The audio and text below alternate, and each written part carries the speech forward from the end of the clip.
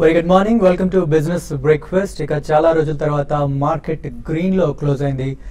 3rd September తర్వాత మళ్ళీ నిన్న మార్కెట్లు గ్రీన్ లో క్లోజ్ అవడం జరిగింది. అది కూడా చాలా స్ట్రాంగ్ గా క్లోజ్ అయ్యాయి. సెన్సెక్స్ 424 పాయింట్లతో అండ్ నిఫ్టీ 129 పాయింట్ల లాభంతో క్లోజ్ అయ్యాయి.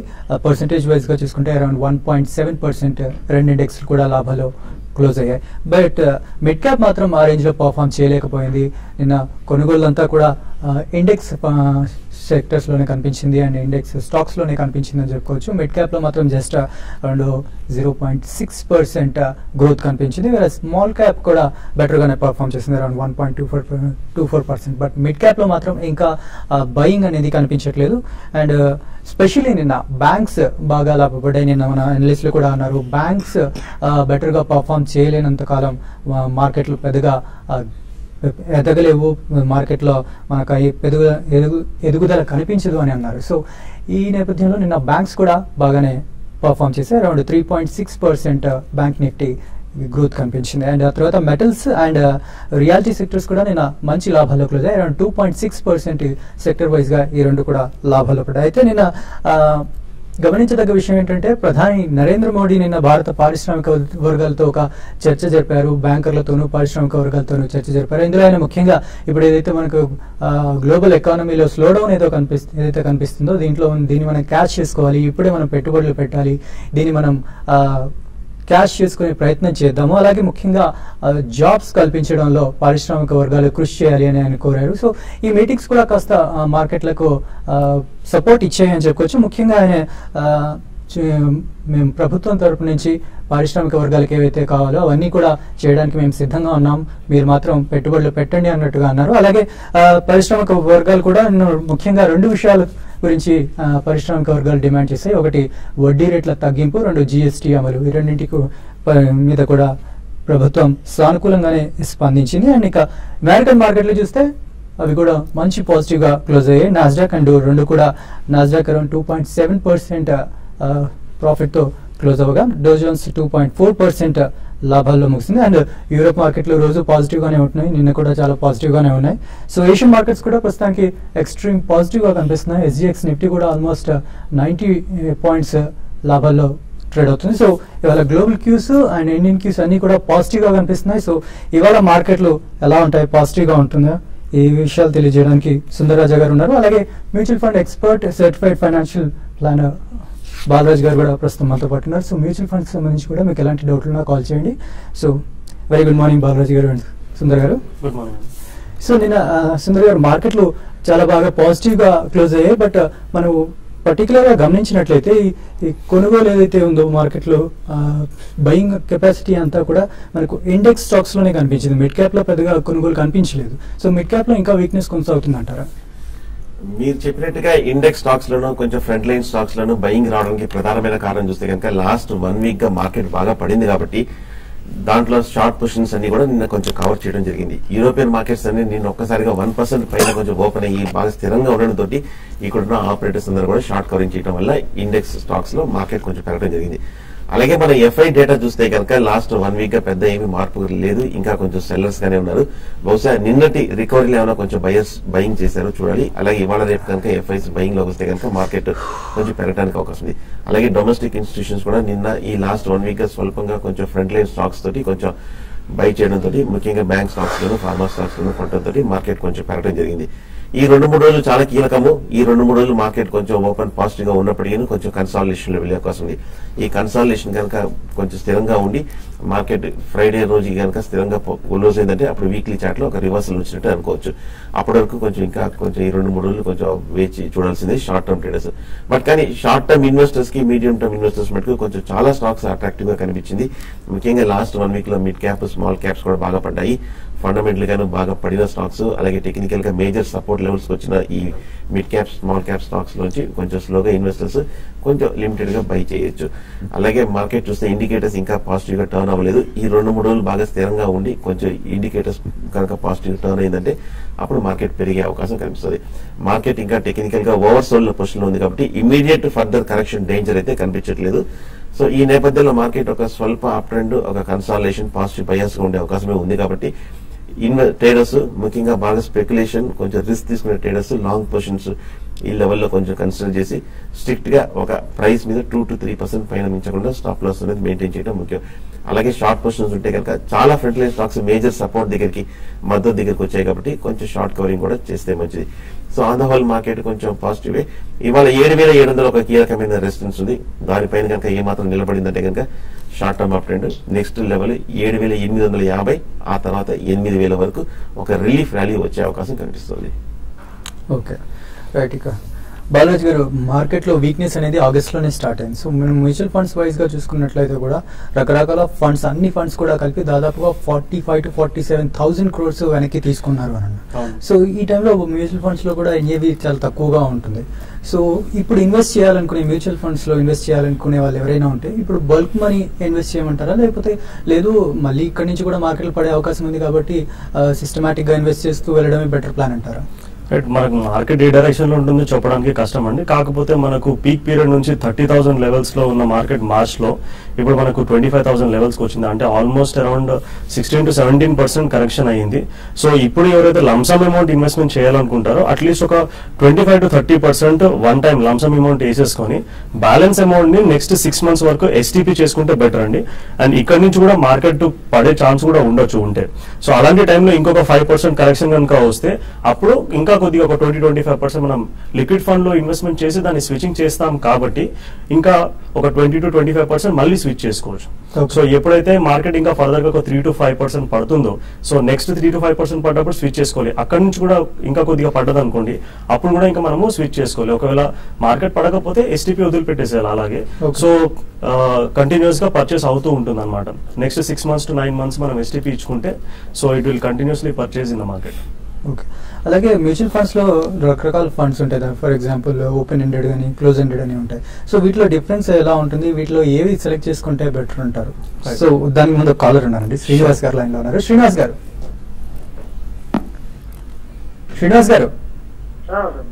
గుడ్ మార్నింగ్ అండి, చెప్పండి మీ డౌట్ ఏంటో.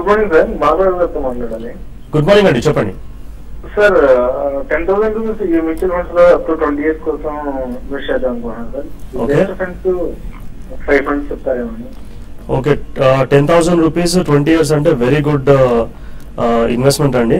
అండ్ 20 years లో కనుక మీరు ఇన్వెస్ట్మెంట్ చేస్తే అట్ 14% రిటర్న్ కనుక మనకు వచ్చింది అంటే దాదాపు మీకు 1 crore ప్లస్ అక్యుములేట్ అయ్యే ఛాన్స్ ఉంటుందండి. సో 1 crore 10 lakhs వరకు మీకు అక్యుములేట్ అయ్యే ఛాన్స్ ఉంటుంది. మీరు దీనికి ఒక మంచి పోర్ట్ఫోలియో డిజైన్ చేసుకోవాలి అని అంటే Birla sun life MNC fund, ఇది మిడ్ క్యాప్ ఓరియంటెడ్ ఫండ్ అండి, multinational companies and mid cap oriented fund. ICICI Prudential focused blue chip and Motilal Oswal 35 fund, multi cap 35 fund and UTI equity fund ఒకటి మీరు consider చేయొచ్చు. Franklin India Prima plus consider చేయొచ్చు. Right, next Krishna జిల్లా నుంచి రంగారావు గారు line లో ఉన్నారు. రంగారావు గారు లైన్ లో ఉన్నారా? ఓకే, కాల్ కట్ అయింది. సో ఇక్కడ షార్ట్ బ్రేక్ తీసుకుందాం. బ్రేక్ తర్వాత అన్ని కాల్స్ అండ్ మెయిల్స్ చూద్దాం. అండ్ బాలరాజు గారు కూడా ఇక్కడే ఉంటారు. సో మ్యూచువల్ ఫండ్స్ కి సంబంధించి మీకు ఏమైనా సందేహాలు ఉంటే కాల్ చేయండి.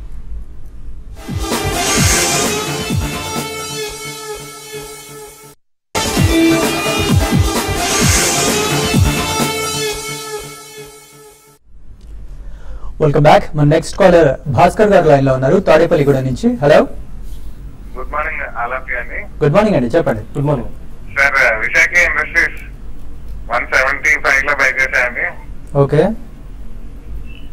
అది లాయిడ్ ఎలక్ట్రిక్ ప్రెజెంట్ రేట్ లో బై చేశా. ఓకే, లాయిడ్ షార్ట్ టర్మ్ కా లాంగ్ టర్మ్ అండి? షార్ట్ టర్మ్ అండి. షార్ట్ టర్మ్ కోసం. ఓకే, విశాఖ ఇండస్ట్రీస్ చూస్తే కనుక మన ర్యాలీలో 100 రూపాయల నుంచి కరెక్ట్ గా 180 రూపాయలకి వెళ్ళిన తర్వాత మీరు కొంచెం ఓవర్ బాట్ లో హై దగ్గర 170 రూపాయల దగ్గర తీసుకున్నారు. సో మార్కెట్ రియాక్షన్ తో పాటు ఈ స్టాక్ కూడా మనం తగ్గడం చూసాం. కాకపోతే ఈ లెవెల్లో గట్టి స్ట్రాంగ్ సపోర్ట్ ఉంది. 120 రూపీస్ 115 రూపీస్ దగ్గర కొంచెం సపోర్ట్ తీసుకున్నట్టు కనిపిస్తుంది. స్టాక్ కూడా కరెక్షన్ కూడా పూర్తి అయినట్టు కనిపిస్తుంది. హోల్డ్ చేయండి. మార్కెట్ ర్యాలీలో ఫర్దర్ గా ఇక్కడ నుంచి స్టాక్ పెరిగే అవకాశం కనిపిస్తుంది విశాఖ ఇండస్ట్రీస్ లో. అలాగే లాయిడ్ ఎలక్ట్రిక్స్ కూడా మనం చూస్తున్నాము 275 రూపాయల నుంచి 180 రూపాయల వరకు పట్టడం జరిగింది. ఈ 180, 175 రూపాయల దగ్గర మనం గత 6 నెలలుగా చూస్తే కనుక 2-3 మేజర్ బాటమ్స్ ఏర్పడింది. టెక్నికల్ గా ఈ లెవెల్లో కూడా సపోర్ట్ కనిపిస్తుంది. 2 మంచి స్టాక్స్, 2 కొంచెం ఈ లెవెల్లో కొంచెం స్ట్రాంగ్ సపోర్ట్ కనిపిస్తుంది. రెండిట్లో తీసుకోవచ్చు, హోల్డ్ చేయొచ్చు. Okay right. అలాగే మనకి ఫోన్ లో అనలిస్ట్ శేషు గారు కూడా అందుబాటులో ఉన్నారు. సో నెక్స్ట్ కాలర్ ఘంటసాల నుంచి రంగారావు గారు లైన్ లో ఉన్నారు. రంగారావు గారు చెప్పండి. నమస్తే అండి. టన్నార్ ఇండస్ట్రీస్ 53 రూపాయలు ఉన్నాయండి. మ్యాన్ ఇండస్ట్రీస్ 120 రూపాయలు ఉన్నాయండి. ఈ ఫండమెంటల్ ఎట్లా ఉంటాయి ఉంచుకోవచ్చు. ఓకే. పెన్నార్ ఇండస్ట్రీస్ చూస్తే కనుక మనం టెక్నికల్ గా ఈ 70 రూపాయల నుంచి మనం వర్టికల్ గా విపరీతంగా పట్టడం చూసాము. 42-45 రూపాయల వరకు తగ్గడం చూసాము. ఈ లెవెల్లో కాకపోతే 40-45 మధ్యన ఒక 6 నెలలుగా చూస్తే ఒక మేజర్ సపోర్ట్ కనిపిస్తుంది. ఈ లెవెల్లో కొంచెం కరెక్షన్ ఆగుతుంది. ఇక్కడ నుంచి కొంచెం కన్సాలిడేషన్ వస్తుంది. ఒకవేళ కనుక స్టాక్ లో కానీ మార్కెట్ లో కానీ రికవరీ వస్తే కనుక ఇక్కడ నుంచి కొంచెం పెరిగే వస్తుంది. షార్ట్ టర్మ్ అయితే కనుక 40 కింద స్టాప్ లాస్ పెట్టి హోల్డ్ చేయండి. మ్యాన్ ఇండస్ట్రీస్ కూడా ప్రస్తుతం మీరు హోల్డ్ చేయండి. కొంచెం టెక్నికల్ గా కొంచెం వీక్ గా ఉన్నప్పటికీ ఈ లెవెల్లో కొంచెం ఒక నిలబడే అవకాశం కనిపిస్తుంది. ప్రస్తుతం అయితే హోల్డ్ చేయండి. నెక్స్ట్ కాలర్ హైదరాబాద్ నుంచి రమేష్ గారు ఉన్నారు. హలో రమేష్ గారు చెప్పండి. సార్ నమస్కారం అండి. నమస్తే అండి. నేను బాబా గారితో మాట్లాడాలనుకుంటున్నానండి. మాట్లాడండి. బాబా గారు నమస్కారం సార్. నమస్తే అండి, చెప్పండి. సార్ నాకు మా ఇంట్లో 2 పోర్ట్ఫోలియోలు ఉన్నాయండి మ్యూచువల్ ఫండ్స్ లో. నేను చెప్తాను చూడండి sir. ICICI Prudential focus blue chip fund ఒకటి, యూటీఐ ఆపర్చునిటీస్ ఒకటి, ఫ్రాంక్లిన్ ఇండియా బ్లూ చిప్, ఇవన్నీ ఎస్ఐపీస్ కంటిన్యూ చేస్తాను ఫర్ ద లాస్ట్ 2.5 years నుంచి. అవి కాకుండా HDFC top 200, HDFC equity and DSP Black Rock top funds ఉన్నాయండి. ఈ 3 ఫండ్స్ బాగోలేదని పెర్ఫార్మెన్స్ నేను విన్నాను సార్. దీనికోసం కొంచెం క్లారిఫై చేస్తారా? ఒకవేళ మీరు మార్చుకోవాలనుకుంటే దేంట్లో ఇన్వెస్ట్ చేయమంటారు చెప్పండి సార్. నేను ఒక 5 years కోసం అడుగుతున్నాను సార్. ఓకే అండి, ష్యూర్ అండి. సో ఫస్ట్ మీరు చెప్పిన దాంట్లో యూటీఐ ఆపర్చునిటీస్ లో ఎస్ఐపి చేస్తున్నారు. సో యూటీఐ ఆపర్చునిటీస్ కూడా లాస్ట్ ఒక 10-12 months అది డిఫెన్సివ్ ఫండ్ అండి. అండ్ పర్ఫార్మెన్స్ కొంచెం రిటర్న్స్ వైజ్ కూడా కొద్దిగా స్లగిష్ ఉంది. కాకపోతే మీరు యూటీఐ ఆపర్చునిటీస్ నుంచి యూటీఐ ఈక్విటీ ఫండ్ కి షిఫ్ట్ అవుతే బెటర్ ఉంటుంది. అండ్ మీరు HDFC top 200, equity, DSP Black Rock top 100 ఇవి ఒక టైంలో చాలా మంచిగా పర్ఫార్మ్ చేసేటివి. సో దీన్ని మీరు స్టాప్ చేసుకొని వేరే ఫండ్స్ కి స్విచ్ అవుతే మంచిగా ఉంటుంది. దీన్ని మీరు 2 funds లో చేసుకోండి, 2 funds లో చేసుకోండి. Birla sun life MNC fund and బిరాసెట్ ఇండియా ఆపర్చునిటీస్ ఫండ్, ఈ రెండిట్లో స్ప్రెడ్ చేసి ఇన్వెస్ట్మెంట్ చేసుకోండి. నెక్స్ట్ హైదరాబాద్ నుంచి విజయ్ గారు లైన్ లో ఉన్నారు. విజయ్ గారు సార్ గుడ్ మార్నింగ్ అండి. గుడ్ మార్నింగ్, చెప్పండి. సార్ ఇది జెండూ రియాలిటీ అని ఉన్నారు కదా, అది తీసుకుందాం అనుకుంటున్నాము. లాంగ్ టర్మ్ కోసం 2 years ఎట్లా ఉంటది? ఓకే. జెండూ రియాలిటీ చూస్తే కనుక బాగా టెక్నికల్ గా వీక్ గా ఉంది. 2400 నుంచి మన లాస్ట్ ఇయర్ ఆ సెప్టెంబర్ లో హై నుంచి కంటిన్యూస్ గా తగ్గుతూ 1300 వరకు తగ్గడం జరిగింది. ఓవరాల్ గా మన రియాలిటీ కానీ ఇన్ఫ్రాస్ట్రక్చర్ స్టాక్స్ అన్ని కూడా బాగా బేరిష్ ట్రెండ్ లో చూసాము. ఫండమెంటల్ గా చూస్తే కనుక ఈ సెక్టర్ లో మార్పు ఇంకా కనిపించలేదు. ప్రస్తుతం అయితే ఈ సెక్టర్ ని కొంచెం అవాయిడ్ చేయడం మంచిది అనిపిస్తుంది. ఓకే. సో ప్రస్తుతం శేషు గారు మనకు లైన్ లో ఉన్నారు. అనలిస్ట్ శేషు గారు గుడ్ మార్నింగ్ అండి. Good morning. శేషు గారు, ఇవాళ ఎస్జిఎక్స్ నిఫ్టీ అయితే 1.5% పాజిటివ్ గా ట్రేడ్ అవుతుంది. సో నిన్న ఫ్రంట్ లైన్ లో మనకి బయింగ్ కనిపించినా కూడా మిడ్ క్యాప్ లో కనిపించలేదు. సో ఇవాళ మార్కెట్ ఎలా ఉండబోతుంది అంటారు?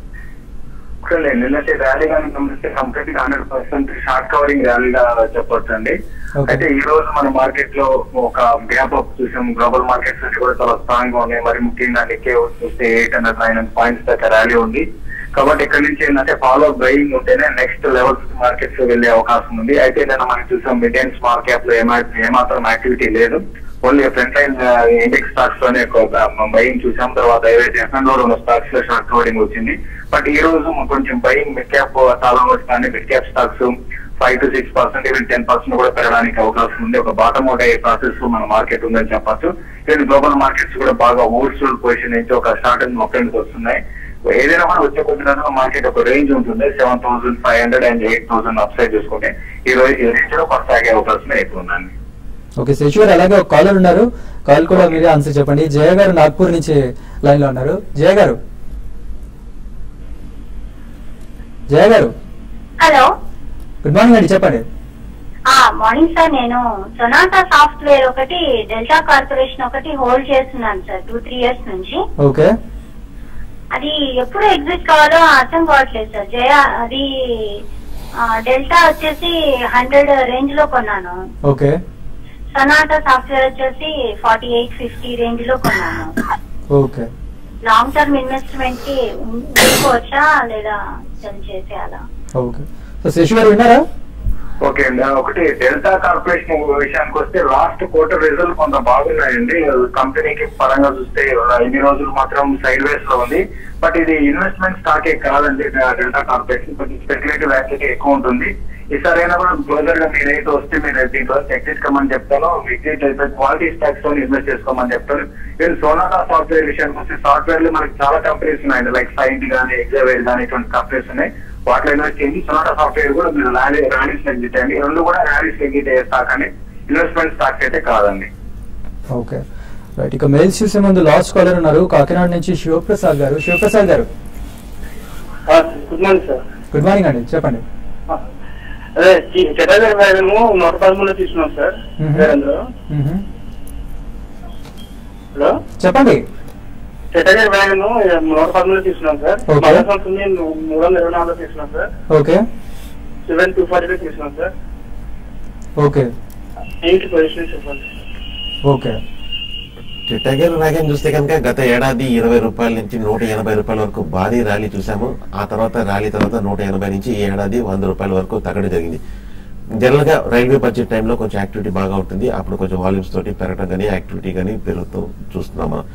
ఈ లెవెల్లో 100 రూపాయల దగ్గర స్ట్రాంగ్ సపోర్ట్ కనిపిస్తుంది. లక్కీగా మీరు రీసెంట్ లోనే తీసుకున్నారు. ఏమాత్రం ర్యాలీ వచ్చి ఒకవేళ 130, 140 వచ్చిందంటే కనుక షార్ట్ టర్మ్ లో నా ఉద్దేశం అయితే హైయర్ రేట్ లో కొంచెం ఎగ్జిట్ అవడం మంచిది. అలాగే సువెల్ లైఫ్ సైన్స్ చూస్తే కూడా మనం టెక్నికల్ గా 240 రూపాయల నుంచి మనం 185, 200 రూపాయల వరకు తగ్గడం చూసాము. లాస్ట్ ఇయర్ కూడా ఈ స్టాక్ చాలా స్ట్రాంగ్ గా అవుట్ పెర్ఫార్మ్ చేసిన స్టాక్. ఈ లెవెల్లో కొంచెం 180 రూపీస్ దగ్గర స్ట్రాంగ్ సపోర్ట్ తీసుకునే అవకాశం కనిపిస్తుంది. ఫండమెంటల్ కూడా కొంచెం పాజిటివ్ లోకి వచ్చిన స్టాక్. ప్రస్తుతం అయితే హోల్డ్ చేయండి. ఓకే. సో మెయిల్స్ చూసే ముందు బాలరాజ్ గారిని వచ్చిన డౌట్ అడుగుదాం. సో బాలరాజ్ గారు ఇందాక బ్రేక్ ముందు అన్నట్టుగా open ended fund, close ended ఫండ్లు ఉంటాయి మ్యూచువల్ ఫండ్స్ లో. ఏది బెటర్ అంటారు?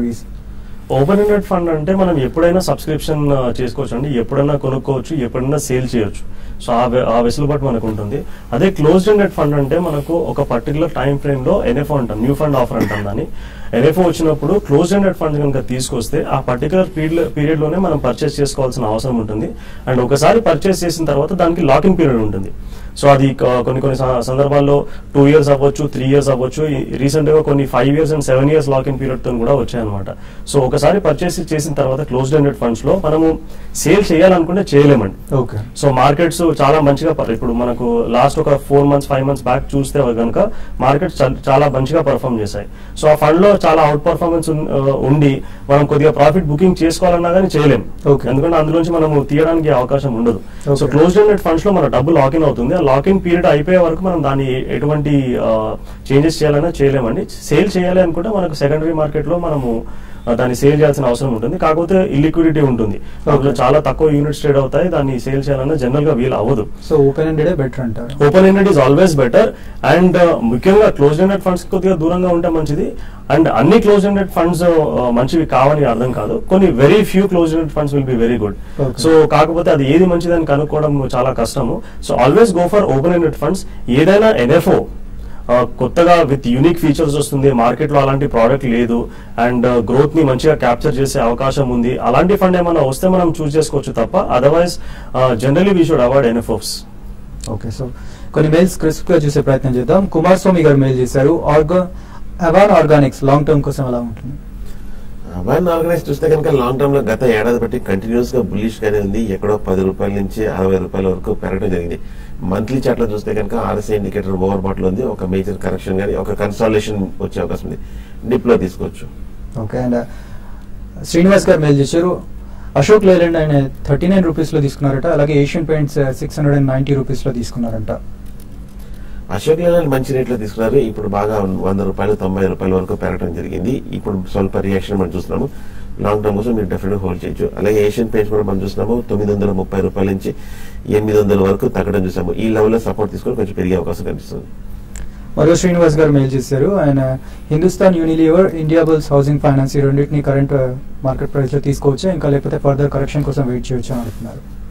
Hindustan Unilever, India bulls housing finance రెండు మనం కరెక్షన్ లో మనం చూస్తున్నాము. హిందుస్థాన్ యూనిలీవర్ బేసికల్ గా కొంచెం కన్సర్వేటివ్ స్టాక్, స్లో అండ్ స్టడీగా పెరుగుతూ ఉంటుంది. ఇండియా బుల్స్ హౌసింగ్ ఫైనాన్స్ కొంచెం మొమెంటం ఉన్న స్టాక్, కొంచెం అగ్రెసివ్ గా చాలా ఫాస్ట్ గా ఉంటుంది. ఇండియా బుల్స్ హౌసింగ్ ఫైనాన్స్ కొంచెం కరెక్షన్ పూర్తయింది, ఈ లెవెల్లో తీసుకోవచ్చు. Right, thank you very much Sundar గారు అండ్ బాలరాజ్ గారు, అండ్ ఫోన్ లైన్ లో వచ్చిన శేషు గారు కూడా thank you very much. So ఇవాళ మార్కెట్ ఒక పాజిటివ్ ఓపెనింగ్ కోసం రెడీ అవుతుంది. ఇది వాళ్ళ బిజినెస్ బ్రేక్ఫాస్ట్.